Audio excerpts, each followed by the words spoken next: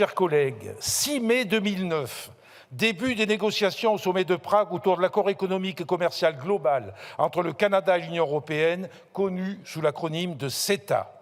30 octobre 2016, après des années de négociations dans la plus totale opacité, sans consultation ni information des parlements nationaux et de la société civile, ce traité de libre-échange est signé à Bruxelles. 21 septembre 2017, le volet commercial de cet accord entre en application provisoire, sans consultation ni ratification par les parlements nationaux. 23 juillet 2019, cet accord est enfin soumis au vote des députés français. Il est ratifié de justesse. Puis, ce projet de loi de ratification ne poursuit pas son parcours parlementaire et disparaît étrangement des radars pour tenter de se faire oublier.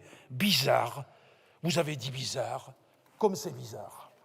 Comme le dit la chanson, j'étais tranquille, j'étais peinard. C'était sans compter sur la colère de nos éleveurs qui ont remis avec constance le sujet des traités du libre-échange sur le devant de la scène. Sans compter non plus sur l'adoption d'une résolution par le Parlement européen priant instamment 10 pays, dont la France, de ratifier rapidement ce traité de libre-échange. Les années passent, le projet de loi de ratification n'est toujours pas inscrit à l'ordre du jour du Sénat, tant le gouvernement redoute son rejet. Son analyse est juste, les Français, les représentants du peuple, ne veulent pas du CETA. 21 mars 2024, le CETA est enfin soumis au vote des sénateurs, 5 ans après l'interruption du processus démocratique, processus qui a pu reprendre son cours grâce au groupe communiste du Sénat qui a décidé d'y consacrer sa niche parlementaire. Sans surprise, le texte est rejeté, drôle de drame. Panique à bord du vaisseau amiral. Ce qui était pierre devient flot, écrivait Victor Hugo. C'est le rouge aurore de la catastrophe. Et pour cause, une simple confirmation de notre Assemblée et le CETA tombe à l'eau. Le gouvernement comprend très vite que notre groupe veut inscrire le texte à l'ordre du jour de notre Assemblée. Rapidement, vous avez fait savoir, Monsieur le ministre, je vous cite, que le projet de loi sera transmis le moment venu, mais pas avant les élections européennes, car ce sujet nécessite un temps de débat apaisé. Le texte n'est donc pas transmis. Du jamais vu dans les annales parlementaires. En 5 ans, à vous croire, il n'aurait pas été possible de trouver un temps de débat apaisé. Pour reprendre une expression chère au Diepois Sébastien Jumel, vous endormirez un chat sur une caisse de poisson. Mais le trouverez-vous un jour, ce temps apaisé? Pas certain, car pour vous, apaiser signifie ratifier. Près de 20 ans après le référendum rejetant le traité constitutionnel européen, qui a laissé une plaie encore béante entre le peuple trahi et ses représentants, le gouvernement récidive donc dans une entreprise de déni démocratique. Comme Jean-Claude Juncker, ancien président de la Commission européenne, il considère qu'il ne peut y avoir de choix démocratique entre les traités européens.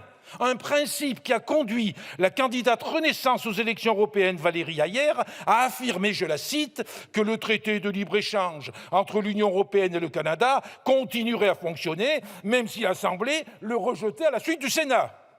Ce 30 mai 2024, après la dérobade du gouvernement pour empêcher le rejet du Sénat par notre Assemblée, nous avons nous-mêmes dû utiliser un subterfuge pour qu'une discussion soit possible sur le fond, un espace, chers collègues, pour que chacun des groupes de cet hémicycle puisse se prononcer sur le traité.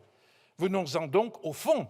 Vous continuez aujourd'hui, contre toute évidence, à chanter les louanges du CETA en prenant pour exemple qu'au cours des 6 premières années de son application provisoire dans le secteur des services, les exportations de l'Union vers le Canada ont augmenté de 54% et les importations en provenance du Canada de 74%.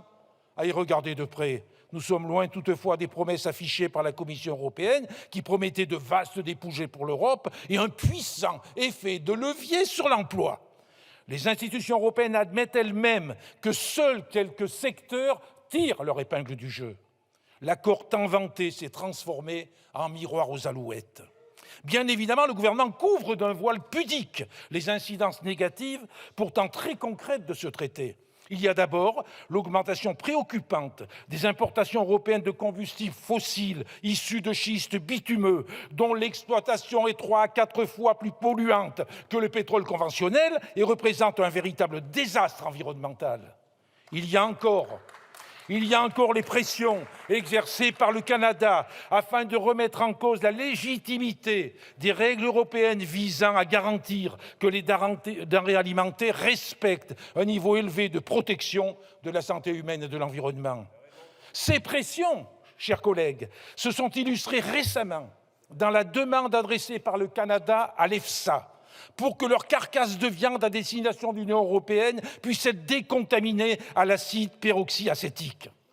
C'est aussi le dépôt à l'OMC d'une préoccupation commerciale spécifique contre le règlement de l'Union européenne sur les traces de néonicotinoïdes dans les produits importés, puisque ce texte a été adopté postérieurement à l'accord. Ces recours sont d'autant plus dangereux que l'accord ne contient pas de clause miroir pouvant bloquer ces exigences, négociées au prix d'assouplissement des règles sur les OGM ou sur la décontamination des carcasses. L'accord ne crée pas d'incitation pour que le Canada respecte les règles actuelles en vigueur dans l'Union. C'est le cas des traitements, notamment des traitements aux hormones ou aux antibiotiques, au point qu'un audit mené par la Commission européenne en 2022 a mis en évidence des lacunes dans la supervision de la filière du bœuf sans hormones, réactivant le doute sur le sérieux des contrôles vétérinaires canadiens. À l'heure où notre agriculture traverse une crise majeure, nous ne pouvons enfin passer sous silence les effets délétères de l'intensification de la concurrence qu'implique la réduction de droits de douane couplée aux mesures de facilitation des échanges. Depuis la signature de l'accord, le Canada a augmenté ses exportations de colza vers l'Union européenne et la France. Ce colza OGM sert notamment aux usines de production d'agrocarburants. Les producteurs français de colza pâtissent donc directement de cette concurrence déloyale, concurrence au niveau des prix comme au niveau des conditions de production. Autre exemple, désormais en France, une lentille sur 5 provient du Canada, premier producteur du monde, où il est possible d'appliquer du glyphosate juste avant la récolte, une pratique proscrite en France. Plus largement, cette concurrence déloyale empêche l'essor des filières françaises de légumineuses. Concernant l'élevage, enfin, le contingent de 67 950 tonnes de viande de bœuf prévue par l'accord est une véritable épée de Damoclès sur nos élevages qui sont majoritairement herbagés. À l'image des autres traités de libre-échange, le CETA est à l'évidence un instrument de démantèlement des outils de protection et de régulation économique qui seuls peuvent garantir des revenus décents à nos agriculteurs. Il fragilise la transition agroécologique de notre modèle agricole en accentuant la course folle au volume sans retour concret pour nos productrices et producteurs.